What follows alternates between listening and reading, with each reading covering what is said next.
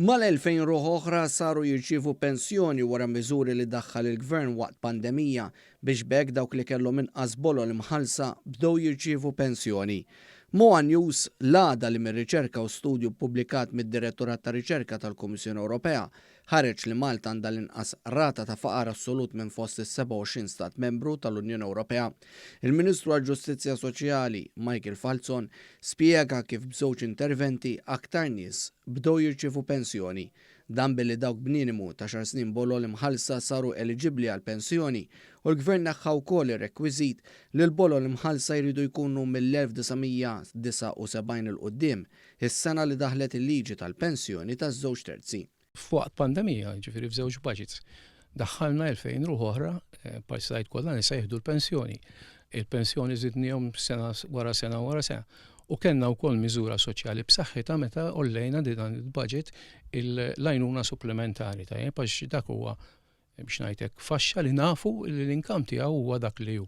L-għajnuna supplementari hija preċiżament indirizzata biex dawk li l-aktar għandhom bżonn għajnuna nagħtuhom.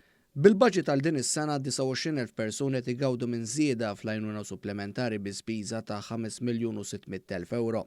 Fil-fatt l-għajnuna supplementari żdiedet għal kull persuna li tirċievi dan il-benefiċċju b'hekk qed igawdu l-pensjonanti, anzjani u anke persuni li jistgħu jkunu f'impjieg jekk ma jkollhomx tfal taħt is-16 sena.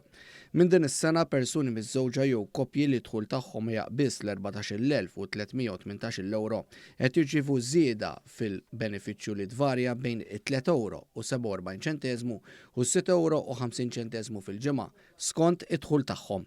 Dan filwaqt li persuni waħedhom inkluż romol li dħul tagħhom ma jaqbis l-10,221 euro qed jirċievu żieda ta' 4 euro u 10 ċentesmi u 5 euro fil-ġimgħa. B'kollox biż-żieda fil-pensjonijiet u l-għajnuna supplementari, ħafna pensjonanti qed jaraw żieda ta' 500 euro fis-sena. Din hija ekwivalenti għal ċekk ieħor tal-pensjoni matul is-sena. U d-miżuri soċjali bħal dawn il-Ministru Michael Falzon saħaq li l-Gvern jibqa' jisħaq li l-faqar mhux perċezzjoni u jara f'realtajiet soċjali f'pajjiżna u jaġixxi b'miżuri speċifiċi mirati biex jollu il-livell ta' għixien taċ-ċittadini. Ir-riżultati huma pożittivi minn dak il-att. Għamilna diversi miżuri, ovvjament il-miżuri li jkunu targeted, ġifieri fis-sens li inti tara li anke b'ċaqliq li tagħmel fis-servizzi soċjali tgħin l-aktar il dawk il-faxex li huma l-aktar vulnerabbli.